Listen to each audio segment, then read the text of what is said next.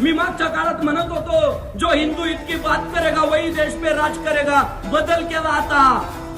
कारण काय झालं, हिंदुत्वाचे दिवस आले, कुणी पण हिंदुत्वाचीच बात करायला लागलं. म्हणजे देवच मानत नाही ते अभिषेक घालायला लागलं. म्हटलं आता बदल करावा लागल वाक्यात. मी वाक्यात बदल केला. अगोदर मी म्हणत होतो जो हिंदू इतकी बात करेगा वही देश पे राज करेगा, आता जो हिंदू हित का काम करेगा वही देश पे राज करेगा. आता काम पाहिजे, काम. पुढच्या काळात तुम्ही आम्ही ना वज्रमुठ बांधली पाहिजे. आम्हाला कट्टर हिंदुत्ववादी नेते पाहिजे. आम्हाला नेता पाहिजे नितेश राणे साहेबांसारखा, संग्रामदादा जगतापांसारखा, गोपीचंद पडळकरांसारखा, की जो स्टेजवर उभा राहून म्हणतो या देशामध्ये पहिला विचार हिंदूंचा होईल, नंतर सगळ्यांचा. की वज्रमुठ अरे नाव घेतच आले.